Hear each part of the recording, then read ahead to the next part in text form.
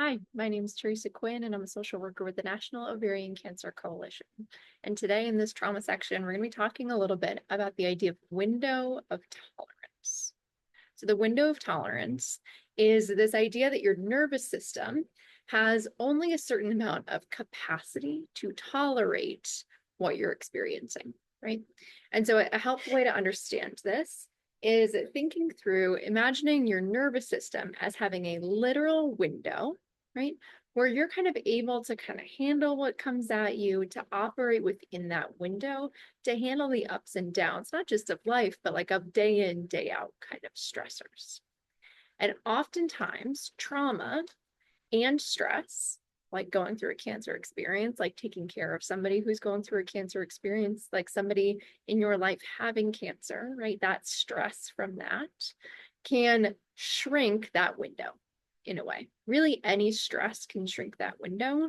But for the sake of our particular population today, we can think through it with that cancer lens, right?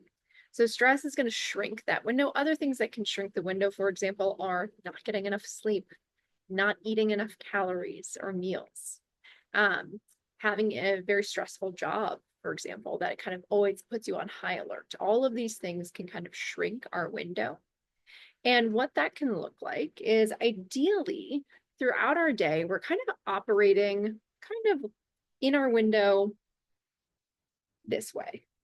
So maybe we start off our day and we're feeling kind of low, right? We're kind of towards the bottom edge of our window.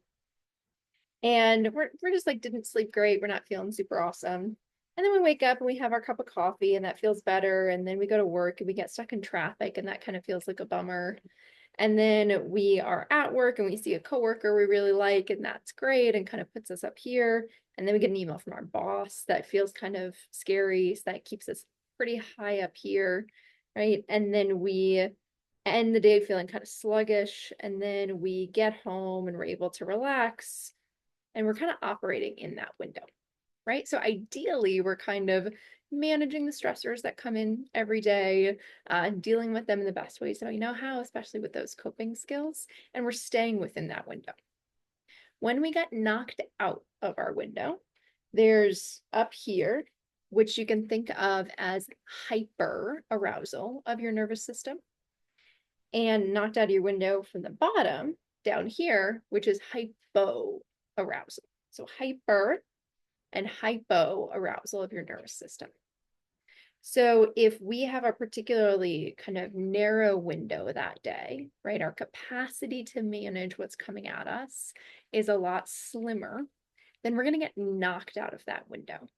So what hyper arousal can look like is high levels of anxiety, high levels of tension in your body, kind of feeling like you're living with your shoulders all the way up here, or kind of some jitteriness or vigilance throughout your day, right? You're always looking around for threats, right? So that's hypervigilance. That looks a lot like anxiety.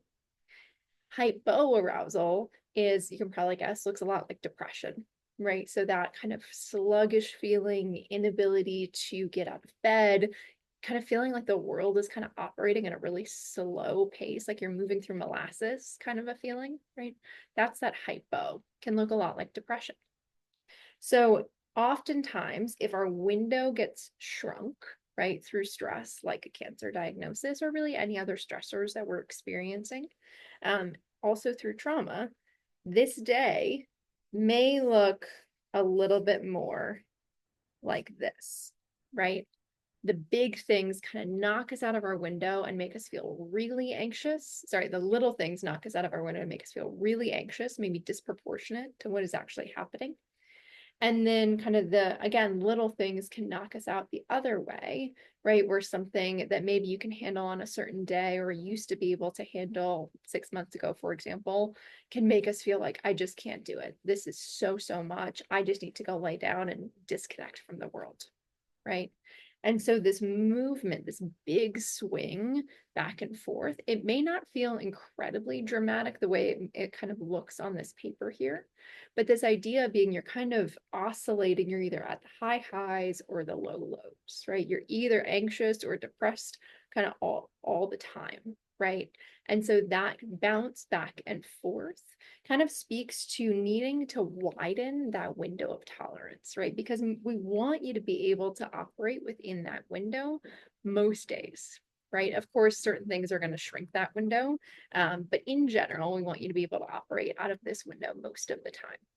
So things that kind of widen your window, a lot of the coping skills that we've talked about in previous videos, right? Having a processing space, like therapeutic processing space, whether that is therapy, whether that is a support group, whether that is, whatever your therapy kind of looks like. It could be art, it could be talk therapy, all sorts of, music therapy, all things are therapeutic, right? Can widen that window for you, similar to kind of those general positive health habits, right? Getting enough sleep, eating enough, having outlets to be able to explore stress and feelings. All of those things can widen your window.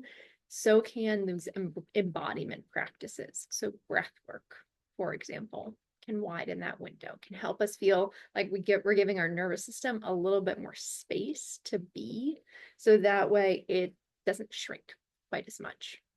So I hope that this is a helpful tool to just understand a little bit more about how your nervous system works.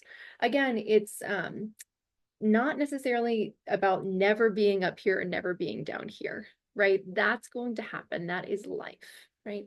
It's just that for more days than not, we want most people, everybody really, operating within their window of tolerance, because that is where we are calm, cool, collected, and kind of managing the stressors that are coming our way.